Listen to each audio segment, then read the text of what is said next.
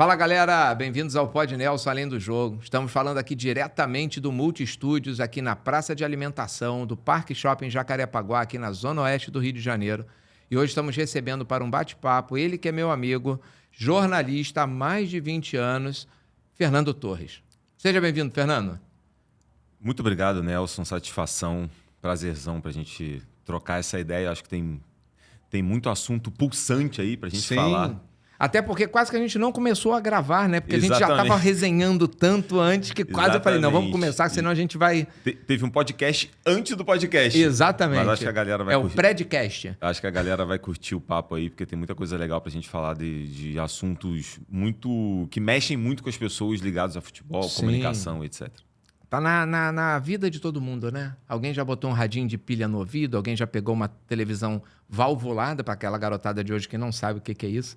E era futebol, era esporte, eu acho que movimenta o país, né? A ligação com o esporte, né? Com o desejo de fazer parte daquilo, leva muito a gente a trabalhar nos bastidores daquele esporte, né? Porque ainda que você sonhe lá, ainda como garoto, a ser praticante, vão existir limitações, sejam de logística, sejam financeiras ou técnicas mesmo. Se você descobrir que não é um craque... Você não dá jeito para aquilo, não tem como, né? Exatamente. Mas a gente só sabe tentando, isso é importante as pessoas entenderem. Mas, de qualquer maneira, a proximidade, a ligação com o esporte, e a gente está falando aqui de futebol, mas óbvio que isso se repete em outros esportes, voleibol, basquete, etc., faz com que você se interesse. E existe uma coisa do esportista, né, que é a insistência, a resiliência, que muitas vezes serve para a gente também na vida profissional, independentemente do setor.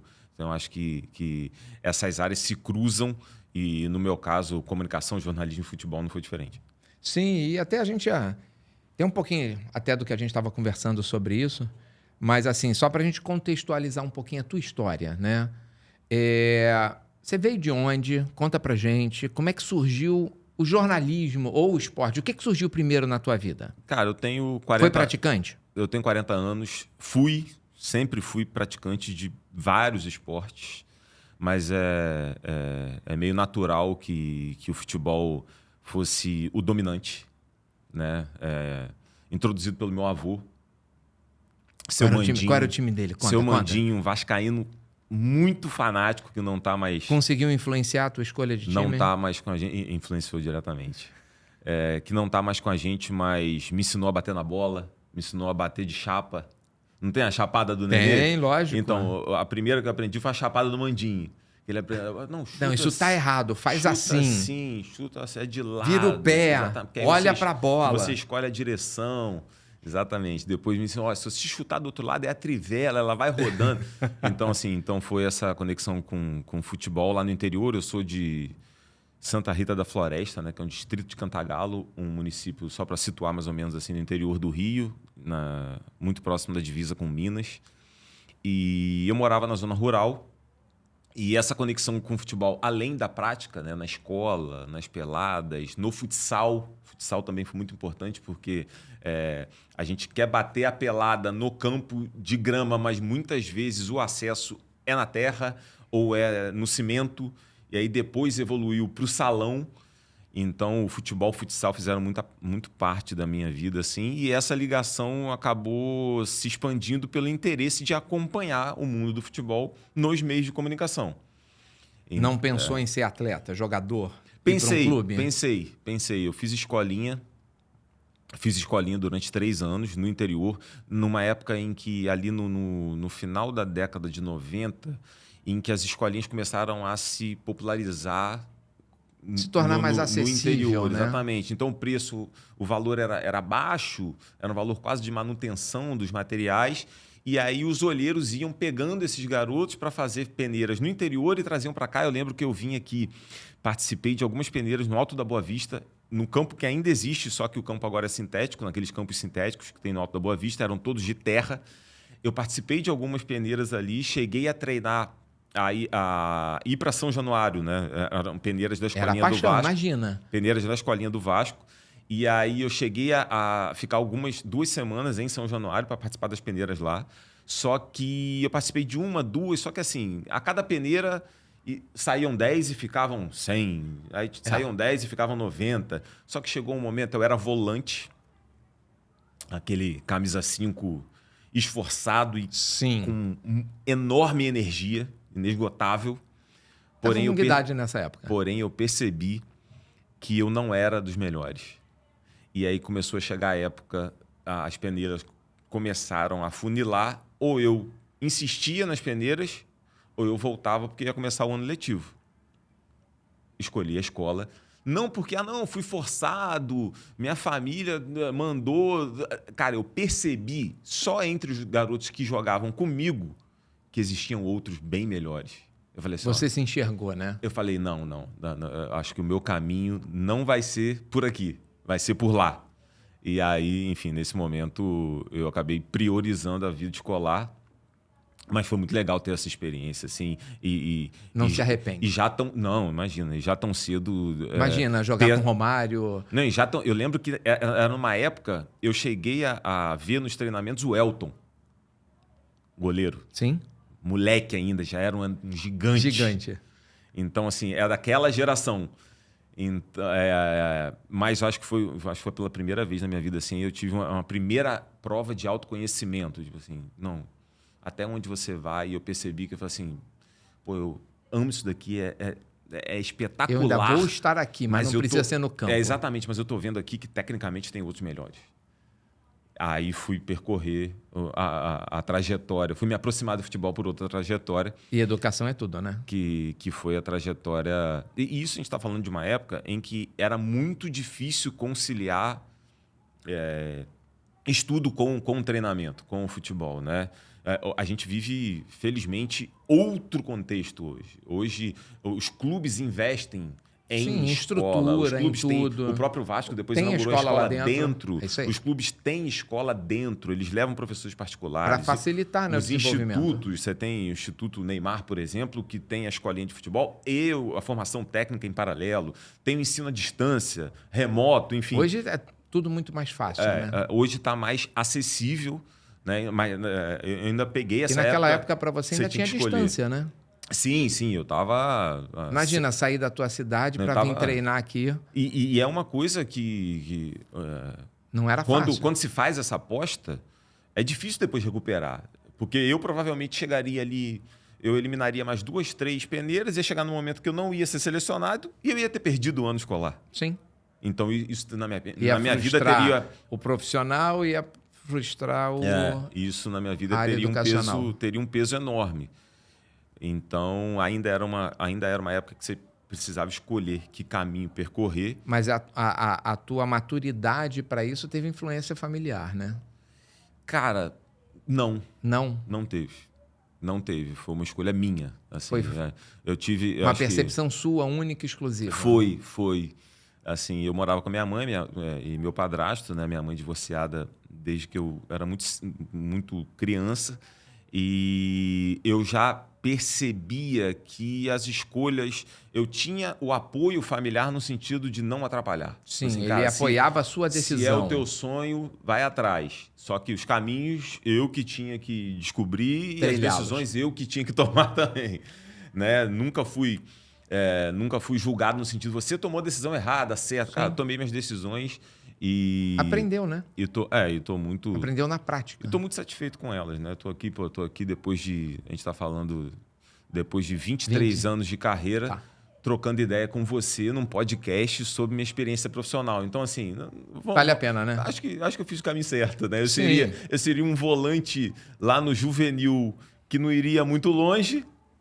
Acho que eu escolhi na hora da curva, eu escolhi o caminho certo. Tudo se encaminha na realidade, né?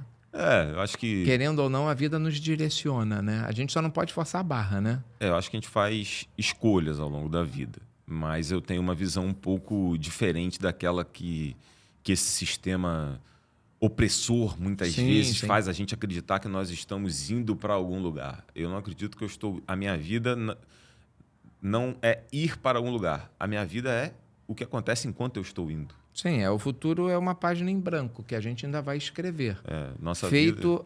à base das nossas escolhas e das nossas decisões. Nossa vida é feita de milhares de... variáveis. Milhares de hojes. E aí vai nos moldando para o futuro, né? Exatamente. E aí você não partiu para o jornalismo assim do nada também, né? Não. Algo também te influenciou? Foi teu avô também? Não. Meu avô era pedreiro. Na verdade, eu sempre acreditei que meu avô era um engenheiro autodidata. Meu avô fazia planta de casas, projetava casas, mas ele não tinha essa formação. Então, ele levava para um engenheiro assinar. Então, o engenheiro assinava e ele construiu dezenas de casas, escolas e hospitais, o que você pode imaginar, na cidade, tem a mão do meu avô. Então, meu avô era um pedreiro genial, que era um engenheiro na prática, porém não tinha formação. Ele tinha plantas assinadas por engenheiros formados. E que talvez não conseguissem fazer o que ele fazia. Não, absolutamente. Mas quem me influenciou foram referências que estão nativa até hoje. Assim, eu resolvi fazer jornalismo, né? E depois descobri que tinha que ser pelo curso de comunicação, etc. Mas decidi fazer jornalismo lá na minha casa, lá na roça, na zona rural, escutando Panorama Esportivo da Rádio Globo. Eu escutava, não tinha TV por assinatura. Na cidade que eu morava, só uma TV, só uma casa tinha TV por assinatura, e o dono, quando tinha final, ele colocava lá. Eu lembro que a final de 95, né, o Fla-Flu do Gol de Barriga, eu assisti, ele colocou a TV no quintal da casa dele, e a cidade, assim, dezenas de pessoas interessadas, nós fomos para lá assistir esse jogo. Que eu lembro que era no GNT, né, antes da existência do Sport TV. Então, eu não tinha acesso à TV a cabo, eu acompanhava os jogos que não eram transmitidos pela TV aberta pela Rádio Globo. Então, foi na Voz do Garotinho que eu acompanhei, assim, que eu despertei essa paixão pelo futebol, e acompanhando o Panorama Esportivo. Ele foi tua referência, então? Com o próprio Garotinho, Heraldo Leite, Dé Aranha, os trepidantes na época, que eram Fábio Azevedo, Francisco Aiello, Rafa Marques. Então, foi ouvindo, acompanhando o trabalho desses caras, é que eu falei, cara, eu quero ser repórter de campo da Rádio Globo. Tipo assim, não fazia a menor ideia, era um moleque ali, um adolescente, fazia a menor ideia que trajetória deveria percorrer. E depois saí de casa para fazer ensino médio, me formei em comunicação também no interior. E aí vim para o Rio fazer minha carreira aqui. E aí depois que você vai cursar comunicação, você descobre que o leque é muito maior do que aquilo que você... Exatamente. O leque é muito mais largo. A opção de escolha ali é enorme, né? Exatamente. Aí eu comecei trilhando minha trajetória aqui no Rio, na reportagem. Cobria geral, né? Polícia, etc., guerra do tráfico, todo esse contexto complexo da formação e do cotidiano da sociedade carioca. E depois migrei para a comunicação corporativa, assessoria de comunicação, com futebol, empresas. E é nisso que eu estou até hoje. Foi uma tendência natural sua, essa mudança, sair do jornalismo de rua para o jornalismo de campo? Cara, eu era muito apaixonado pelo que eu fazia. Eu saí com o coração sangrando, assim. Porque era uma adrenalina que me conquistava de uma forma meio absurda até, sabe? Você está dentro da história, né? Até um certo ponto perigoso, mas assim, eu passava madrugadas vasculhando sites de Tribunal de Justiça para procurar matéria, processos, e fazia fontes com policiais, etc. O jornalismo investigativo, né? Exatamente. Eu tinha referências muito grandes assim na redação. Meu chefe foi o Fábio Guzmão, que é o escritor do livro da Dona Vitória, que agora vai virar filme. Na pessoa da Fernanda Montenegro. Então, eu tive o Ricardo França, que é irmão do Ricardo, que foi meu professor, meu mentor no jornalismo investigativo. Então, eu tive amigos que já falecidos que foram referências nesse mercado. Exatamente. Eu acompanhei aqui um pouco. E é algo viciante. É algo viciante. Então, eu saí sangrando. Eu sentava para tomar café com ele, a gente altas conversas falando dos casos que ele investigava. Não sei se você chegou a escutar do Valério Meinel. Né? Então, assim, a gente sentava para bater papo, para conversar. Eu me amarrava a sentar com ele para escutar. Justamente você está falando, né? Essa emoção da investigação, né? Exatamente. E trabalhei com caras que são referência aí até hoje, que ficaram ainda maiores. Leslie Leitão e outros que continuam no jornalismo investigativo e continuam bebendo dessa fonte viciante. E como é que você saiu disso, dessa adrenalina, para outra adrenalina e outro vício, que é o esporte? Foram dois cenários. Eu queria trabalhar com futebol. Já estava no sangue. Eu queria trabalhar com futebol, numa coisa interessante.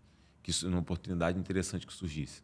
E eu percebia um movimento de ajuste das redações. Eu ainda trabalhei em grandes redações, tinha muita gente, mas eu percebi que havia um movimento que estava começando a tirar pessoas das redações. Ou seja, a redação que tinha 50, 60, 70 passava a ter 50, depois passava a ter 40. Aí eu falava, olha, isso daqui vai ficar complicado. Eu confiava no meu taco, mas ao mesmo tempo eu falava assim, eu posso viver uma grande crise aqui. Peraí, estou vendo um movimento aqui de jornalistas para assessoria de comunicação, que era uma função muito ainda ligada a relações públicas. Que estava crescendo, né? Exatamente. E aí eu migrei e não me arrependo. Assim, foi para trabalhar no Fluminense, né, o clube, onde eu trabalhei 2 anos e depois fiquei, imergi nesse ramo de assessoria de comunicação empresarial, trabalhando com empresas e pessoas, e depois, enfim, nos 7 anos de CBF, ainda mais mergulhado no assunto futebol. Mas aí depois do Fluminense você foi direto para a seleção, não? Não. Eu trabalhei 2 anos no Fluminense, depois trabalhei pela FSB, que é uma das maiores, se não a maior empresa de comunicação empresarial do Brasil. E eu trabalhei com alguns clientes, prefeitura, governo do estado, CCR, Barcas, enfim, alguns clientes em que eu pude exercer, aprender, executar e me especializar em gestão de crise, porque é crise todo dia, Secretaria de Segurança, etc. E é constante o conteúdo, né? E aí depois dessa época ainda trabalhei numa agência chamada Dom Comunicação, que era de uma equipe que trabalhava na FSB, que tinha saído formado essa agência, e logo recebi o convite para a CBF, foi em 2015, né, logo depois da Copa de 14, um cenário complexo, né, sensível para o futebol brasileiro, porque depois dos 7-1 em 14, e aí comecei a minha trajetória na CBF em 2015. E aí, como é que foi essa história lá na CBF? Conta um pouquinho aí. Cara, 7 Óbvio, anos. Viajando, fazendo 7 competições, anos, seleção feminina, base. 7 anos espetaculares, né? É um aprendizado, né? A CBF é um universo, né? Ela é É um organismo vivo, né? Que a gente pode até falar. Para as pessoas entenderem, assim, é muito semelhante a uma estrutura de governo, né? Você tem um governo, um governo federal que cuida do Brasil, tem os ministérios, as secretarias, as coordenadorias, etc. A CBF se aproxima muito a uma estrutura governamental nesse sentido, porque a CBF tem seleções, competições, institucional, social, CBF Academy. Então, é como se cada grande tema desse fosse um ministério, e dentro desses ministérios tem várias outras secretarias. Você pega seleções, você tem seleção masculina principal, feminina principal, masculina sub-20, 17, 15, feminina... O organograma é 17, tenso. 20, 15, etc. Competições, brasileiro masculino, feminino, sub-20, sub-17... Copa do Brasil, sub-20, feminino, masculino, Supercopa, etc. Eu costumo falar muito que a CBF é 10% seleção brasileira e 90% outros trabalhos. Exatamente. Porque as pessoas do lado de fora acham que só fazem seleção brasileira. Aquilo óbvio. ali só respira a seleção brasileira. Pelo contrário. Não. A menor fatia do trabalho é a seleção brasileira. Obviamente é a que maior dá mais fatia visibilidade. de retorno financeiro e de responsabilidade com o torcedor é a seleção brasileira. Mas de trabalho mesmo, não. É a que dá mais visibilidade, principalmente internacional. Sim. Porque a seleção brasileira é um dos elementos culturais mais importantes do Brasil, e culturais no geral, né? É um dos símbolos do Brasil enquanto nação no mundo, né? Eu trabalhei com um cara que virou meu amigo, Jorge Trípoli, que você conheceu também. Sim. Que também trabalhou muitos anos na CBF, que falava o seguinte: essa camisa, ele segurava a camisa, abre portas no mundo inteiro. Sim, com certeza. Então é exatamente isso. Ou você chega vestido, ou chega para presentear alguém com a camisa da seleção, o que você vai ter do outro lado é sorriso. Sorriso. É impressionante. Em qualquer lugar do mundo, tá? É impressionante. É do mundo árabe ao Oriente, ao Ocidente, Norte, Sul, não importa. Homem, mulher, criança, adulto, brasileiro, idoso. Pelé, Ronaldo, Romário. Não importa. A camisa da seleção brasileira precede qualquer coisa. Ela abre, é impressionante como... E você até me contou que teve uma história muito interessante com essa questão, né? Cara, lá no México, né? Eu tive algumas vezes no México a trabalho, com seleção sub-20, etc. Inclusive, seleção sub-20 comandada pelo Amadeu, que infelizmente nos deixou há alguns anos. E numa dessas visitas, na verdade, numa visita a turismo em 2011, eu passei 30 dias no México. Minhas férias inteiras. Eu lembro que eu saí no primeiro dia e voltei no final. E no meu roteiro de visita incluía Guadalajara. Sim. Apaixonado por futebol. Lógico. É óbvio que uma vez no México eu gostaria de... respirar aquela Copa de 70, né? Eu fiz um roteiro para me aproximar da história da Copa de 70. Não é nem Copa de 86, 70 mesmo, era, né? era a minha primeira vez no México, então eu reservei alguns dias ali para me aproximar de alguma forma. Então, é lógico que eu reservei e agendei uma visita ao Azteca, onde foi a final, porém, um estádio que está muito ligado à seleção é o Jalisco. A seleção joga a campanha de 70 inteira, menos a final no Jalisco. Isso aí. A seleção só vai para a Cidade do México, né? Só vai para o Azteca na final com a Itália. Todos os outros jogos são no Jalisco, que está em outro estado, né? Azteca na Cidade do México, Jalisco no estado de Guadalajara. E na cidade de Jalisco, entrei num táxi e pedi para nos levar, na época, para o estádio Jalisco, que eu queria visitar. Chegando lá, o taxista falou, você vai lá, ver se você vai conseguir entrar para visitar e depois me fala aqui que eu vou te esperar, porque se não tiver qualquer coisa... Eu falei, não, tá bom. Foi gentil, né? Pode esperar aí. E ele falando que era apaixonado pela seleção brasileira, etc. Não, te levo no Jalisco. Aí cheguei e percebi que o Jalisco, ainda que um estádio histórico, ele é um estádio que pertence ao governo, onde joga o Atlas, que é um time vermelho e preto. Inclusive, a torcida do Flamengo gosta muito, que é uma camisa que parece com a camisa do Flamengo. Estava fechado o estádio. E não tinha visitação, não tinha o tour. Não tinha a rotina de receber público. Exatamente. Não era o estádio, pelo menos naquele momento, preparado para essa exploração da imagem histórica. Que seria o Azteca, Azteca, na realidade, que fica aberto. Exatamente. É onde recebe a maior concentração de público, né? E aí eu cheguei lá, bati palmas, como se você chega na casa de alguém, imagina, no estádio. E aí ninguém vinha, etc. Aí eu voltei. Decepcionado. Voltei até o taxista falou, vamos voltar, porque ninguém tá atendendo e tal, infelizmente. Aí tirei umas fotos assim na entrada. Só para registrar que teve lá, né? Aí falar, sei lá, vou tentar amanhã, outro dia. Ao taxista, não, mexicano. Não, espera aí. Aí desligou o táxi, né? Veio comigo. Fez assim, eu tava no modo educado. Sendo gente... Ei, alguém... O taxista veio e buzinava. Fez um escândalo. E gritava, até que veio uma pessoa, assim, uma administradora. Entender que zona era aquela. Administradora ali do estádio.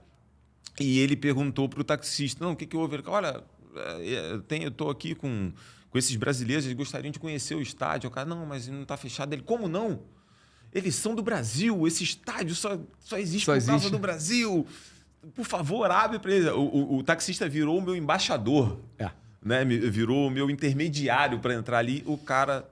se sensibilizou. Sensibilizado pela forma como o taxista contou, abriu o estádio. E fez um tour que não existia pra gente. E único, né? Não. Era só vocês. Não, inacreditável. Não, vamos no vestiário, vamos aqui. Não, aqui, assim, na beira do campo. Me mostrou o estádio, encantado, agradeci, presenteei ele com a camisa e etc. Voltamos com o taxista, que me acompanhou no tour. E eu pensando, cara, se o taxímetro tá rolando desde a hora que a gente saiu, isso vai dar muitos pesos mexicanos. Fortuna. Assim. Mas assim, àquela altura, eu não estava muito preocupado. Eu falei, o cara conseguiu que eu entrasse no estádio. O valor que ele falar, eu vou pagar. Ainda vou, se eu tiver... Ainda vou ficar devendo, não, né? Se der, ainda vou dar uma gorjeta, etc. Aí o cara pegou, entramos no táxi. E ele encanta, que bom, etc, não sei o quê. Ele falou, os momentos mais felizes, as memórias mais felizes que eu tenho com meu pai são da gente vindo ao Jalisco. O cara já é um coroa, então o pai dele, ele era criança e o pai dele mais velho em 70. As lembranças, ele dizendo que as melhores lembranças eram com o pai, ele nas costas do pai, do lado de fora do Jalisco, que ele não tinha como entrar, esperando acabar os jogos da seleção, porque os brasileiros, a torcida brasileira saía fazendo um carnaval e ele juntos nessa festa. Então, ele falando, eu tenho memórias maravilhosas, etc. Cara, super emocionado, chegou lá na frente do meu hotel, Quanto é? O taxímetro já estava rodando lá, já tinha até perdido aquele, sabe? Já não cabia mais número. Né? Aí eu falei, o cara vai falar, eu vou pagar, não importa. Aí ele, não, apagou o taxímetro. Um conterrâneo de Carlos Alberto Torres não paga no meu táxi. Não, para. Não é possível. Não, que isso. Você tem que... Tirei a camisa que eu tava da seleção, dei de presente para ele, mas assim, constrangido. E se bobear, ele chorou recebendo a camisa. Não, eu constrangido com aquela situação. E o cara, não paga, imagina, foi um prazer, etc. Pô, volta para lá. Pô, volta, leva essa história, conta no Brasil. Pô, agradeci muito.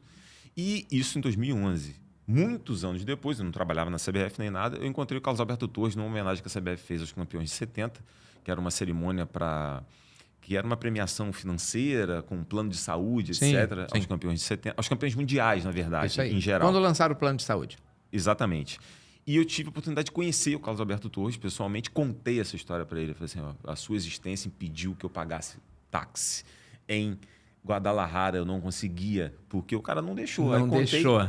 Resumi essa história para ele e ele falou, né, pô, que legal, cara, essa história, e a gente às vezes não tem noção. Eu falei, realmente. Não tem. Vocês no não que têm influencia na vida das pessoas. Vocês não têm noção. E para a vida inteira, do né? que vocês fizeram pelo Brasil, pelo nosso futebol e pela história de quem é apaixonado por esse esporte. Assim, é por isso que a seleção de 70 é o que é. Teve o título, sim, como de 4 em 4 anos alguma seleção vai ter. Isso aí. Mas ela marcou, né? Ela deixou marcas que, enfim, eu acho que essa história resume ela um deixou pouco marca num país a inteiro profundidade. que não foi o Brasil.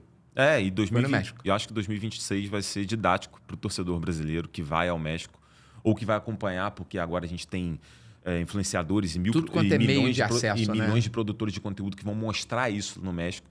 O México é um país mais apaixonado pela seleção do que o Brasil. Sim. Proporcionalmente. Pelo futebol, né?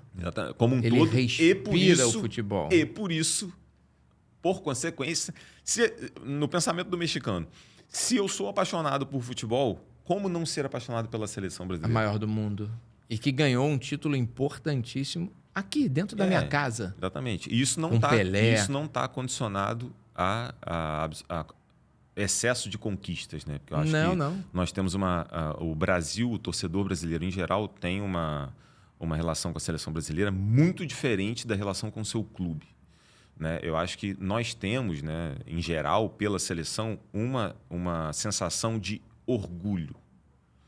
Temos orgulho. Porém, esse orgulho está muito condicionado ao resultado. Sim. É aquilo que a gente fala, Você tem orgulho de ser o melhor? É torcedor, não é fã. Torcedor torce pelo resultado. E nós, como torcedores, torcemos por qual resultado? Vitória. E que se traduz em conquistas. Fã, ele não importa. É a marca, é a paixão. A relação com a seleção... O mexicano é fã. Está muito ligada ao resultado, né? Assim, é uma relação de respeito, mas é uma relação de orgulho. Então, para se orgulhar, é preciso se orgulhar de quem ganha. É campeão. Isso aí. Então, por isso que esse jejum de Copas e conquistas da seleção, às vezes faz as pessoas questionarem, não, mas o brasileiro não gosta da seleção. Cara, continua gostando. É porque é uma relação diferente da relação do clube. A relação do clube é uma relação de paixão. É uma relação que não é explicada por resultado. Não. Nós nos apaixonamos por nossos clubes de coração diariamente. Eu costumo dizer que é a relação mais abusiva que a gente mantém durante a vida. Sim. Porque com nenhuma outra pessoa... E unilateral. Com nenhuma outra pessoa ou nenhum outro elemento na nossa vida, nós mantemos uma relação como com o nosso clube de coração. Você pode iniciar uma relação com uma pessoa que tenha muitos elementos abusivos, mas uma hora você cansa.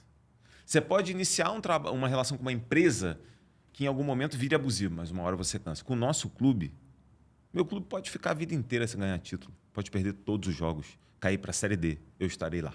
Então, assim, é uma relação diferente da relação que nós temos com a seleção. Né? E ela não é melhor ou pior. E isso não é argumento para você dizer que o brasileiro não se interessa pela seleção. Pelo contrário. Sim. Está muito ligado aos jogadores, sim. E é importante, Nelson, nessa conversa, se algo que esse período na CBF me ensinou de que Brasil estamos falando? Sim. É preciso lembrar que temos muitos Brasis dentro do nosso país. De que Brasil? De que Brasil você está falando? Você está falando o quê? Da sua bolha sudestina? É dessa bolha que você está falando? Você está falando do quê? É de um estádio, num jogo específico, em uma cidade específica? Cara, nós somos mais de 220 milhões num continente. Então, assim, para falar que o Brasil não gosta, o Brasil gosta... Cara, falar o Brasil... Toda frase que começa o Brasil e vem um verbo é perigosa. Sim. Que Brasil você está falando? Cara, nós temos muitos Brasis aqui dentro dos próprios Brasis. Exatamente. E esse trabalho da CBF mostra muito isso, porque é um continente. E quanto mais intangível é a seleção para esse público, mais paixão ele tem. Exatamente. Então, se você falar, a torcida não gosta da seleção, legal. Pega a seleção brasileira, vai jogar no interior de um estado qualquer do Nordeste. Para não citar A ou B, para não parecer muito bairrismo, você vai parar a cidade. Você vai botar 200 mil pessoas dentro do estádio, se o estádio tiver essa capacidade. E vai ficar inesquecível na vida dessas pessoas a ida da seleção. E nos grandes centros... E você vai perguntar, mas onde está a torcida que não queria mais saber da seleção? E nos grandes centros, essa paixão também vai ser manifestada através dos jogadores, Sim. através do desejo de estar perto. Né? Então, condicionar a paixão pela seleção, as conquistas do time, de uma equipe, etc., é um erro. É pequeno, né? Pensar pequeno, né? É um erro muito grande, porque assim, é uma construção de décadas. Assim, a relação com aquela camisa e que vai perdurar. Não nasceu agora décadas. E não vai morrer na próxima Copa. Não. Né? Lógico que não. É algo que nos representa mais do que nessas 5 conquistas. É algo que nos representa enquanto conquistadores do mundo. É algo que a gente gosta de ostentar. Nós, que somos um país de terceiro mundo, subdesenvolvido ou em crescimento, etc., em muitas coisas não podemos ostentar que estamos entre os melhores do mundo. No futebol, estamos. Sempre estivemos. Ah, não, mas a gente não ganha a Copa. Isso é um fator. É um hiato que não faz está parte... que não está ligada à Copa do Mundo. A Copa do Mundo é uma competição eliminatória de tiro curto. Isso aí. Que não pode servir sozinha como de base para dizer não. Como está o seu futebol. Não. Tanto que representa isso, se você pegar o hiato de 70 a 94, à exceção de 82, você não fala de outra Copa do Mundo. Você só fala da onde? 70, 94 e, eventualmente, 82, por tudo que ela representou e quem estava em campo, né? Os atletas que representaram aquela seleção. E eu vou o restante você não fala, porque não importa mais. E eu vou te dizer, enquanto torcedor, a seleção pela qual eu tenho mais carinho das Copas que passaram é uma seleção que não ganhou a Copa, que é a seleção de 98. Sim. Aquela é a minha seleção do coração. Pô, Fernando, mas nós somos pentas, você está escolhendo uma seleção que perdeu a final. Não faz. Quem disse que paixão e conexão está ligado ao resultado? Está ligado à conquista. Não. Então, pelo contrário. Então a gente só identificação. Então a gente só tem uma torcida que gosta do seu time por campeonato brasileiro? Porque dos 20, só um vai levantar a taça. Exatamente. Os outros 19 não têm conexão? É o contrário. Pelo contrário. É mais fácil ter conexão com os outros. Exatamente. Então, essa explicação resultadista prejudica muito o entendimento desse contexto, que é muito complexo. Sim. A seleção brasileira nos representa enquanto dribladores de dificuldades. Ele motiva uma sociedade a ir para frente. Exatamente. Então, ele impulsiona uma sociedade. Muita coisa ele se para fala... uma sociedade. Eu tive que fazer esse cumprimento, porque... O nosso amigo... Tá passando só o Clodoaldo. Clodoaldo Silva, nosso tubarão paralímpico. Só o multicampeão, Clodoaldo. Então, assim, desculpa que eu fiz... É porque a gente está aqui num estúdio de vidro, né? Transparente, passou o Clodoaldo, desculpa, numa eu tive praça que de cumprimentar. alimentação, interagindo com todo mundo ao nosso redor, né? Quem não tiver oportunidade... Aliás, pelo contrário, quem tiver oportunidade de vir aqui no Parque Shopping Jacarepaguá e conhecer a estrutura, vai entender essa percepção do que a gente está falando, né? Exatamente. Da interação de quem está passando aqui ao nosso redor, passa, né? cumprimenta, etc. Aí você até dá uma segurada, mas aí passou o Clodoaldo, eu tive que cumprimentar. Não tem como, desculpa, né? Gente. Faz parte. Mas e nessas histórias de seleção brasileira? Muita coisa aconteceu de interessante, né? Sim. Eu trabalhava... Tem algum caso, alguma situação específica assim que tenha marcado a tua passagem por lá? Cara, acho que tem... Assim, essa é o que me representa nos 7 anos. 7 anos que você ficou na... Foi. Nos 7 anos, essa história que me representa. Sem ela, eu não me considero ter passado aqui na história da CBF, na história da seleção. Cara, acho Teve que... alguma? Eu acho que teve.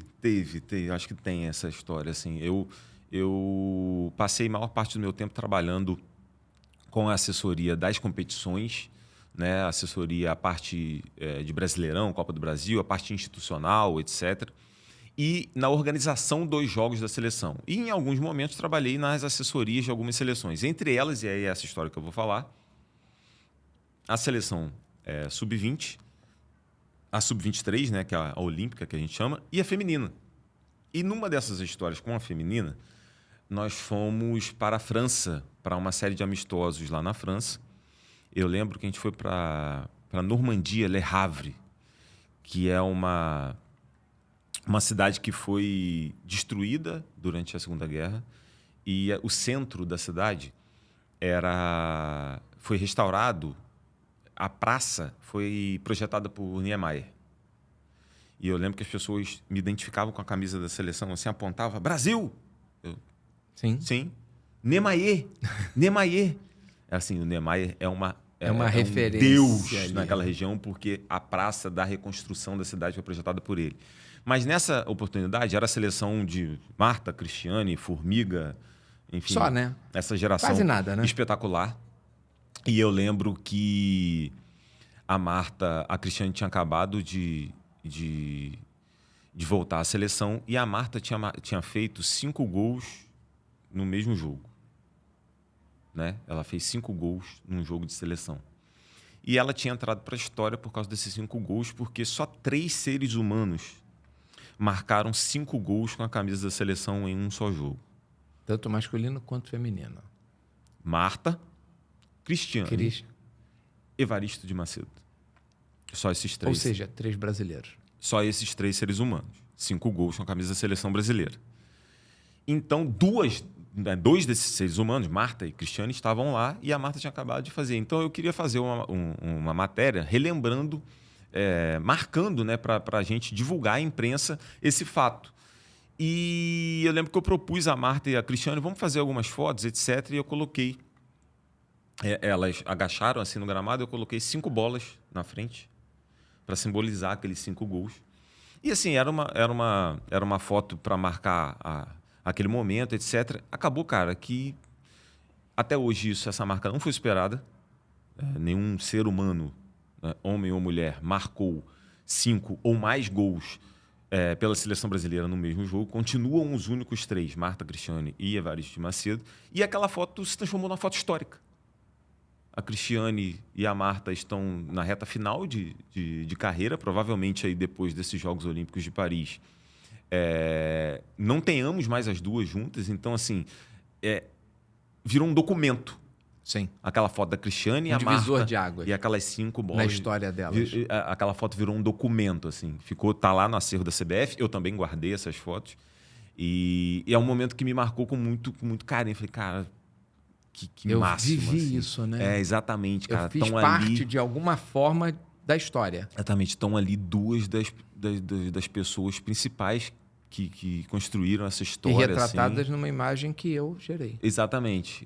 E elas toparam fazer a foto, etc. E isso acabou virando um documento histórico. Eu lembro desse momento com muito carinho. Lógico que tiveram outros, assim. Sim. Mas eu lembro, esse é especial. Trabalhar nas seleções de base, né, na Sub-20, na Sub-23... É um trabalho muito especial porque você vê nascer ali, você vê o despertar de estrelas. Então, o Rodrigo Góes, atacante do Real Madrid, revelado pelo Santos, e jogador da seleção, com quem eu trabalho atualmente, eu conheci na Sub-20. Um garoto, né? Ainda assim, é um garoto, né? Exatamente, tem 23 anos, mas eu conheci na Sub-20, ainda ali com 17. Então, você acompanhar o despertar dessas estrelas que depois se consolidam é muito espetacular.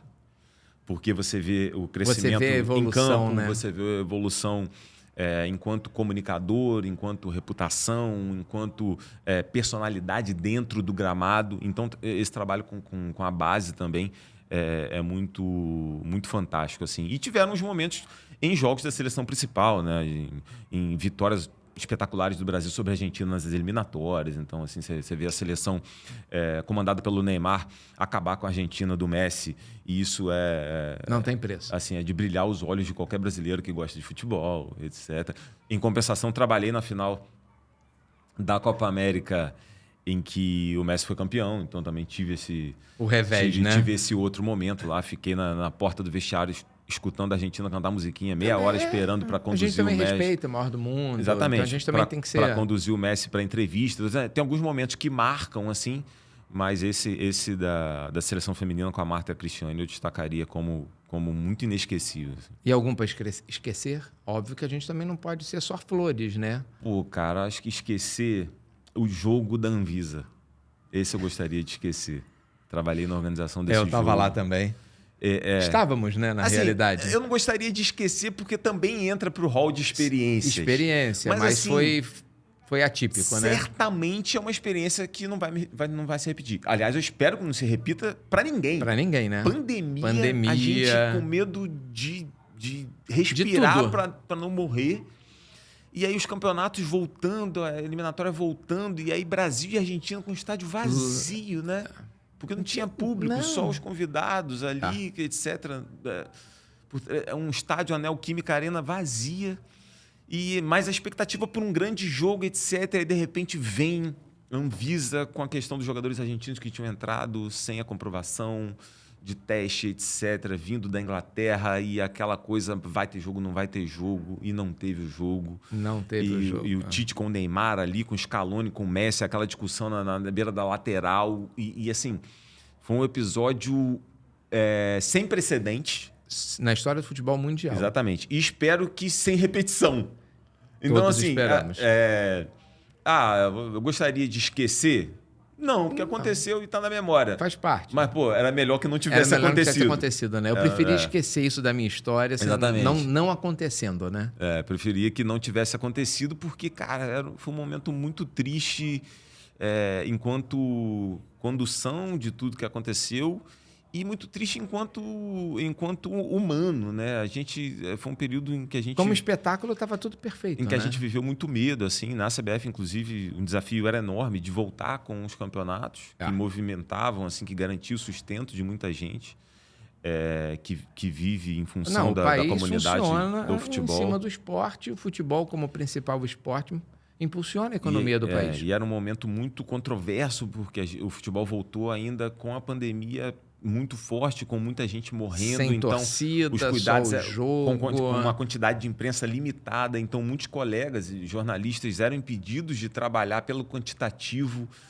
Para a segurança do todo. Exatamente. Então, a gente tinha que fazer esse controle, fazer valer essas regras. Então, foi um período muito complexo. E, felizmente, eu considero que tive um livramento nessa época. Para quem assim. não entende, trabalhar com protocolo sanitário era tenso. Sim, sim. E aí foram 2 anos... Eu fiz alguns jogos da seleção nessa época com protocolo sanitário, inclusive cuidando do protocolo sanitário. Realmente era bem tenso. Foram 2 anos muito complexos, em que muita gente trabalha assim, que precisava entrar no estádio para trabalhar, não podia, porque a gente tinha um quantitativo total de pessoas. Testado, né? E aí, nesse quantitativo total de pessoas, isso era fatiado, tanto das delegações, tanto da imprensa, tanto de arbitragem. Então, tinha que fazer um controle que era, muitas vezes, cruel. Então, assim, fazer justiça, né, nesse contexto era muito complexo. E a gente tinha que fazer testagem sempre, né? Mas eu lembro que eu fiz a minha conta... Aliás, eu me lembro, eu fiz o quantitativo, eu fiz mais de 200. É isso que eu ia falar. Eu me lembro, eu até interrompi ele, desculpa, gente, mas eu acompanhei as postagens que ele fazia com os testes. Teste 110, teste 140, teste 141. Eu falei, caraca... Daqui a pouco vai acabar os testes no país, né? Porque ele não parava de testar. 215 testes. Aquele do cotonete no nariz. E o swab. Isso. E ele registrou. 215. Tem 215 fotos. 215. 215 postagens. Essas fotos eu fiz questão de não guardar. Porque era um momento assim... Cara, eu fazia uma conta meio assim para para mostrar aquele bastidor de trabalho. Sim. Mas era um contexto muito complexo. Todo era teste tenso, falava, é agora que me pegou. É. E assim, além de você não poder trabalhar, que era uma coisa complexa para todo mundo Será que eu vou precisava, sobreviver e passar por tinha isso? questão de saúde, como é que isso vai me pegar? E eu tinha certeza que uma hora vai me pegar, que era aeroporto, estádio, etc. Uma hora isso vai me pegar. Cara, eu tive um livramento, assim, sabe? Eu não tenho muito apego a nenhuma religião, mas meus anjos da guarda, meus protetores aí, trabalharam muito. Porque eu só peguei Covid depois da 4ª vacina. Ou seja, totalmente protegido, na minha opinião. Sim. Pela vacinação. Então, assim, e fiquei destruído. Fiquei em casa como se tivesse sido atropelado. Ou seja, se eu pego sem aquilo ali, você sei lá não sabe o que, qual que seria poderia o resultado. acontecer. Cara, e foi um período muito complexo, assim, mas é um período que... É de aprendizado. E que está marcado na história, na nossa história profissional, pelo menos na minha história profissional, como um benchmark muito relevante. Se algo foi feito com excelência, respeito aos profissionais, etc., naquelas circunstâncias... A gente faz qualquer coisa, ser feito, né? De qualquer jeito. De qualquer jeito. De qualquer jeito. De qualquer jeito. Cara, aquilo ali mostrou se é possível fazer algo correto, com respeito, profissionalmente bem naquela circunstância. Pô, não é qualquer obstáculo que vai me travar nas circunstâncias normais que a gente pode conversar aqui, respirar, andar, correr, etc. E até para quem está do lado de fora, a questão das reuniões que a gente fazia para mitigação de riscos, né?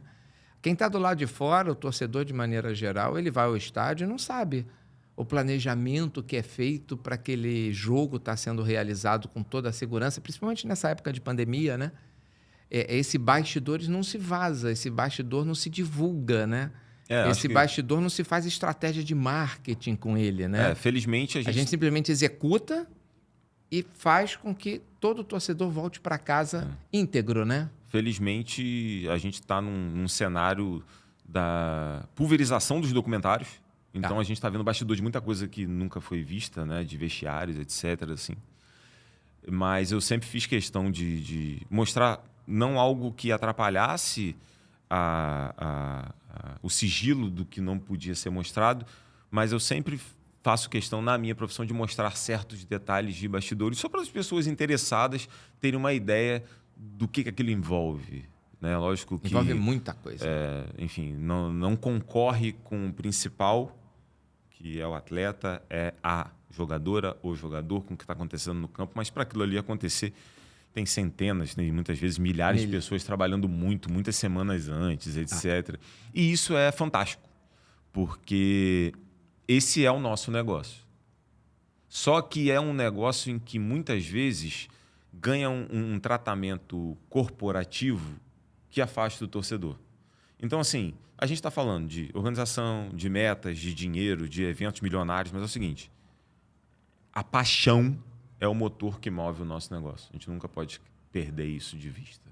O emocional é o que dita tudo. Nosso negócio, futebol, esporte e futebol especificamente, só existe porque na ponta existem milhões de apaixonados que enfrentam muitas vezes situações que não são muito agradáveis para manter a sua paixão.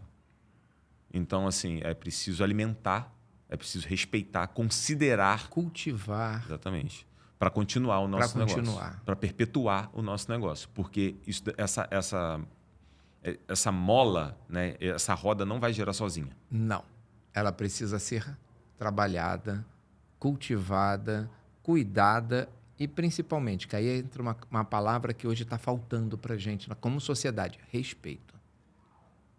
Falta muito respeito na sociedade, inclusive no esporte.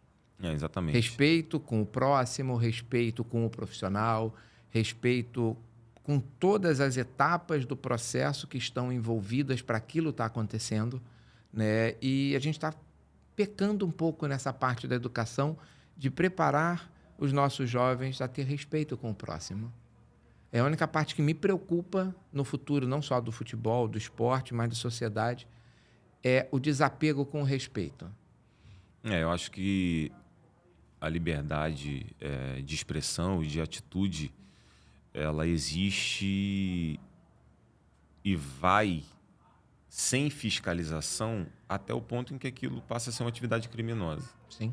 Então, se você tem todo o direito de ir para o estádio vaiar, você tem todo o direito de manifestar sua insatisfação nas suas redes sociais, etc. Mas a partir do momento que vira, como a gente acabou de ver, ônibus depredado, ataque racista via rede social, ameaça de morte à família em comentário de Instagram, isso daí não é liberdade de expressão. Não é. Assim, Isso é crime. Isso daí não pode ser mascarado pela liberdade de expressão. Não, isso né? é crime, tem que ser tipificado na legislação. Uma vez cometido, isso precisa chegar a uma punição em quem comete, e eu acho que no futebol a gente precisa avançar no quesito punição.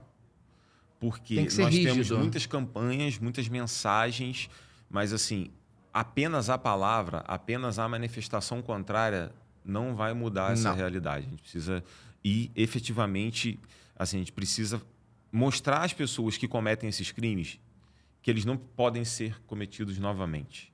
Se você só diz que é contra ou você repudia aquele comportamento, quem tem esse tipo de Esse é só um postura posicionamento estratégico. vai continuar, é para exatamente. poder se blindar de que eu fiz a minha parte, eu me posicionei contra. Eu acho que é importante, mas não só. Não soluciona. Isso é uma ferramenta. Eu só tiro o meu da reta. Isso tem que ser acompanhado por uma série de atitudes de todas as instituições envolvidas e pessoas físicas envolvidas para que o autor ou os autores sejam punidos e isso mostre ao coletivo que não pode continuar. Sim, a gente vai, assim, solução para isso, a tecnologia está trazendo.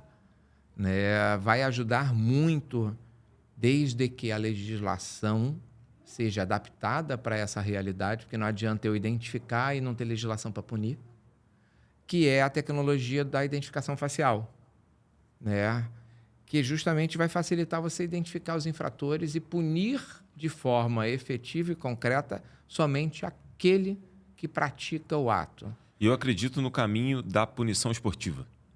Sim, mas assim, eu pontuo muito uma coisa, Fernando, que eu falo com as pessoas, e como espetáculo e como direito do consumidor, vamos usar a legislação, né, do direito do consumidor, eu gosto muito de usar isso, eu não posso punir quem não praticou o crime.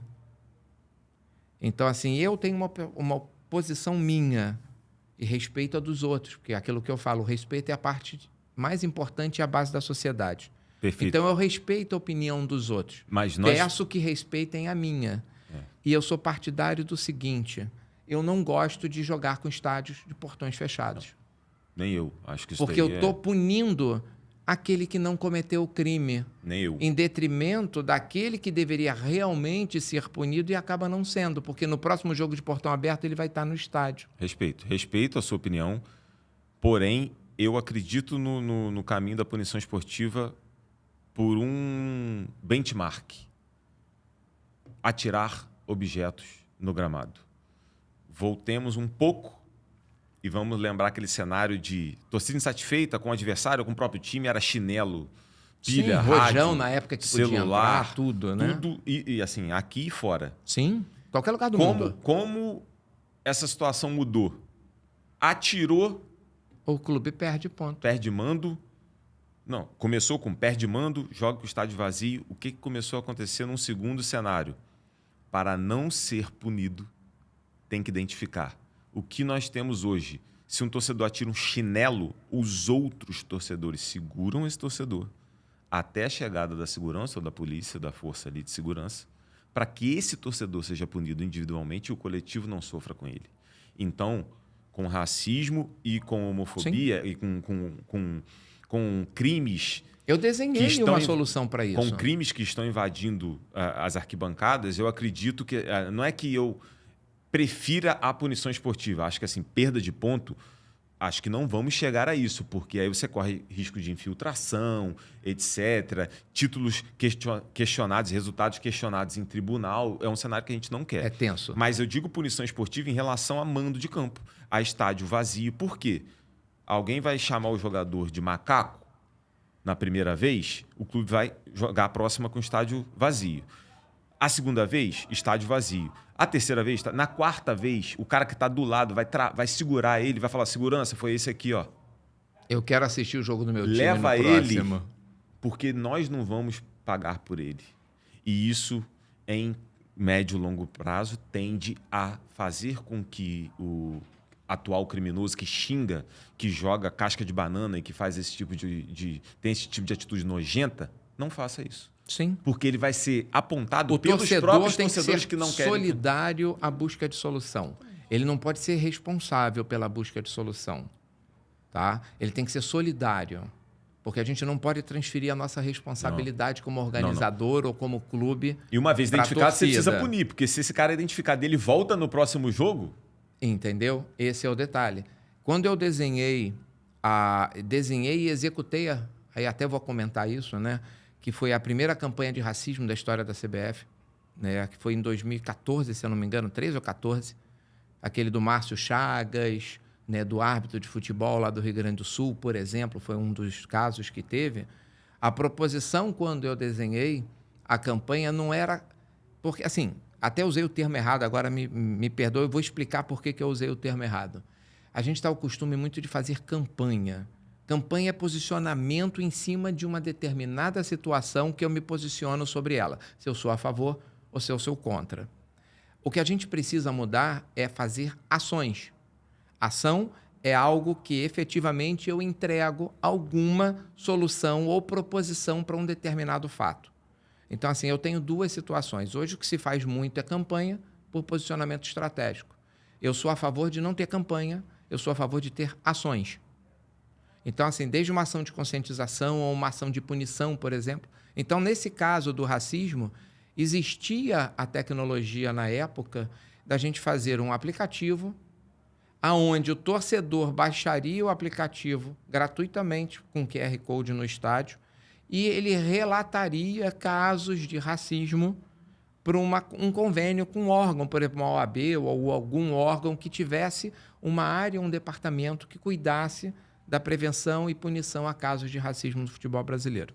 Então, ele identificaria aquela solidariedade da torcida para evitar a punição do seu clube. Sim. Então, ele filmaria, gravaria um vídeo, mandaria de forma anônima para um órgão de fiscalização, a polícia acionada, ela identificaria pela imagem ou pelo vídeo quem seria aquele cidadão ali e prenderia ele no rigor da lei e aplicaria as devidas punições. A torcida como um coadjuvante da solução. Tecnologia é importante para isso. Por isso que eu falei identificação hoje facial. Sim. Porque isso me remete lá nos anos 80, 90, me corrijam se eu estiver errado, né? Até porque a gente vai ficando velho e vai ficando meio esquecido. Na época dos hooligans na Inglaterra, a solução foi identificar todo mundo. Às vésperas dos jogos, eles tinham que se apresentar na delegacia. Tirar do estádio. Tirar do estádio. E o que aconteceu? Com o tempo, a persistência da punição começou a diminuir esses casos nos Estados Unidos. Passa a ser educativo. Passa a ser educativo. Você está muito correto em relação às ações. Eu acho que a campanha pode vir junto com as ações. Sim, mas não sozinha. E ao mesmo tempo em que nasce, a cada caso de racismo, assim, uma revolta muito grande dentro de quem sabe o que é isso, eu estou animado com as perspectivas. Eu acho que a gente está perto, eu acho que o futebol brasileiro tem avançado nesse sentido. Não, mas a gente fica sabendo de mais casos. Perfeito. Porque eles sempre tiveram aí e agora estão sendo mais relatados. A velocidade da informação não é apenas uma análise dá acesso. De está havendo mais casos de racismo. É que estamos jogando ali, os holofotes em cima dos casos que sempre aconteceram. Sim. Então, isso me faz ficar animado e eu acho que alguns passos assim em relação a futebol brasileiro, por exemplo, a proximidade da CBF com o observatório, né, racial do futebol. O Marcelo Carvalho é um cara extremamente sério, tem um trabalho consolidado. Então, assim, eu conheço ele. Essa proximidade, a criação do grupo de combate ao racismo no Ministério do Esporte, com o Ministério da Justiça, esse grupo também fazendo o CROIS com o Observatório e com a CBF, que é a organizadora das competições. Então, ainda que a revolta cresça a cada caso, né, que você vê no Brasil ou fora dele, em relação ao futebol brasileiro, às nossas competições, eu atualmente admito que estou animado. Eu acho que estou otimista, digamos, né? Animado, acho que é uma palavra muito feliz para um tema tão sensível, mas eu estou otimista, porque eu acho que num curto ou médio prazo nós teremos a inclusão nos regulamentos de algumas medidas mais efetivas de punição a racismo dentro do estádio. E isso vai fazer com que o torcedor deixe de ser racista dentro do estádio. Isso vai acabar com o racismo? Cara, o racismo é uma questão cultural, né? Uma questão de colonização. Sim. Está presente aqui desde a chegada dos colonizadores. Então, é algo assim um emaranhado desconstruído, muito mais complexo de ser resolvido enquanto sociedade. O futebol é um elemento cultural e pode servir, sim, de ferramenta para isso. Porque você replica a solução lá para a vida social. Que o primeiro passo é evitar que isso seja evitar que isso seja cometido dentro do estádio. Então, eu não sei se alguém vai deixar de ser racista, mas eu quero muito e acredito, eu estou otimista que a gente vai chegar perto. A gente vai chegar no momento em que as pessoas não vão ser racistas dentro dos estádios. Ah, não, o cara deixou de ser. O racista vai continuar indo para o estádio. Mas lá dentro ele vai falar, opa, ele tem que ter respeito. Aqui eu não posso ser. Essa eu vou ter que entubar. Eu vou ter que ver os negros brilhando lá e vou ter que entubar essa minha raiva. Eu vou ter que entubar esse meu recalque. Aqui eu não vou poder ser racista. Então acho que o futebol pode ser um exemplo para o resto. Todos somos iguais. Né? Eu acho que a gente ou a gente é diferente e precisa se respeitar dessa forma, sabe? Acho que merecemos o mesmo tratamento perante lei e tudo mais. Então, eu estou otimista assim, nesse cenário. Acho que a gente ainda vai ver aí... Estamos caminhando, se não nesse ano, nos próximos, etc., a inclusão no regulamento, porque a gente sabe, né, que é o efetivo, né? Que é a inclusão no regulamento das competições que vai fazer com que um time perca mando ou um time jogue com o estádio vazio, etc. Quando for incluído no regulamento, a gente vai começar... Aí as coisas realmente estão mudando, né? A gente vai começar a ver resultados mais efetivos e em contato com as pessoas que fazem esse trabalho, com o Marcelo, com o Ricardo Leão e outros mais. São pessoas muito sérias. Engajadas no processo. São pessoas muito sérias que sabem do que estão falando e eu estou otimista. Assim, acho que a gente vai ver resultados em breve, assim. Com certeza. E, gente, a gente está chegando ao fim, né? Faz parte. A gente está agora naqueles 44 do segundo tempo. Eu costumo fazer uma pergunta... Então, a gente tem muito tempo ainda, porque agora os acréscimos são mais de 15, 10, 15. Não é? Mais ou menos isso, né? E o que ocorre com isso? Eu tenho feito sempre uma pergunta focado na pessoa. Eu vou mudar um pouquinho com o Fernando, ele vai me permitir. Eu vou fazer uma pergunta com o mesmo conceito, mas um pouquinho objetivando uma resposta um pouco diferente. Eu costumo perguntar para as pessoas de onde elas se veem daqui a 10 anos. Eu vou me permitir não lhe perguntar isso e eu vou me permitir perguntar com a sua cumplicidade aonde você vê o futebol brasileiro daqui a 10 anos. Hexacampeão, primeiro de tudo.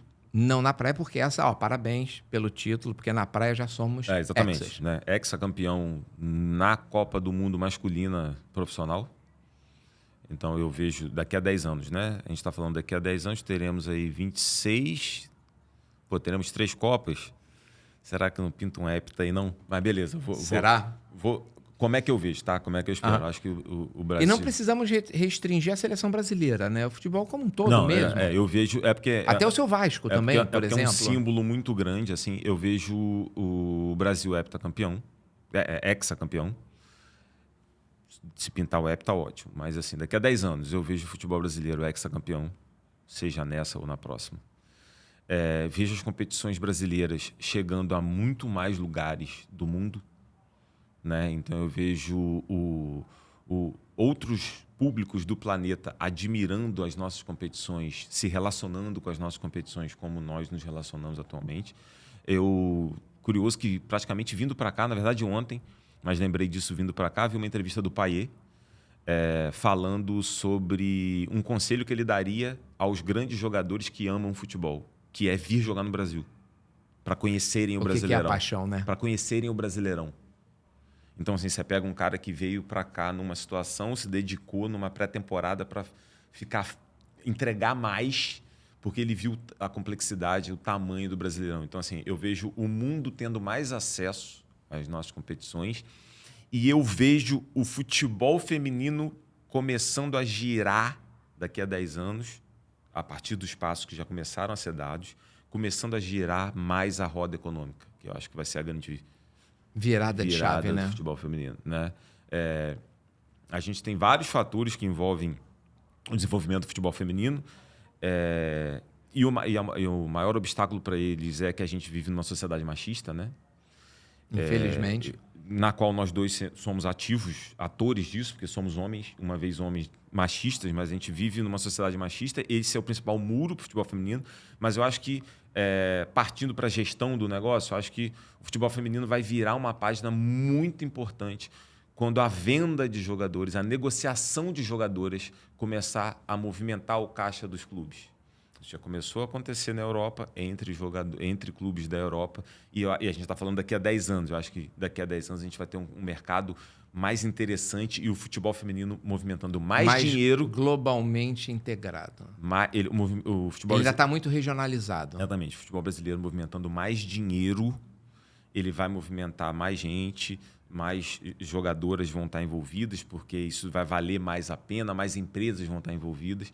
E, cara, daqui a 10 anos, certamente, essa é o famoso me cobre, né? Que a gente bota no grupo. Vai acontecer Cápsula isso aí. do tempo. A gente vai ter vários jogadores brasileiros eleitos melhores do mundo. Que bom. Fernando, obrigado pela sua presença aqui. O bate-papo é rápido, né? As histórias são longas. Ainda temos muita coisa ainda por escrever na nossa história. E tá sentado lá naquela televisão, lá, né? No quintal do nosso vizinho, né? Podendo assistir muita coisa boa ainda acontecendo nesse nosso mundo esportivo, né? Obrigado, Nelson, pela oportunidade, né? Eu acho que é uma oportunidade de contar um pouco da história e assim, compartilhar esse bastidor por quem tem interesse pelo futebol. Acho que são histórias sempre interessantes assim, de serem ouvidas, porque eu sou um consumidor voraz de podcast. Então, assim, é interessante também porque todo convidado que vem aqui tem oportunidade de contar um pouco da sua história e você vai também adicionando com episódios da sua história profissional, costurando isso. Acho que isso democratizou, resulta, né? Num produto muito interessante para quem está vendo. E obrigado para você pela paciência. Se quiser trocar uma ideia lá na rede social, meu Instagram é fernando.torres.pereira. Por que um Instagram tão grande? Cara, porque eu tenho o mesmo nome de um jogador de futebol. Não é? E tudo que é Fernando Torres já está reservado para ele, né? então é @fernando.torres.pereira. Vai ser um prazer trocar ideia com todos vocês. Obrigado, Nelson, e sucesso para o podcast. Eu que agradeço aí. E, gente, não deixem de seguir lá nas redes sociais, deixar seus comentários, seus likes. É importante para a gente entender se o conteúdo que a gente está gerando aqui está agradando a todos, para que a gente possa fazer devidas correções de conteúdo, tá? E é importante para a gente esses comentários, tá bom? Fiquem com Deus aí, até a próxima.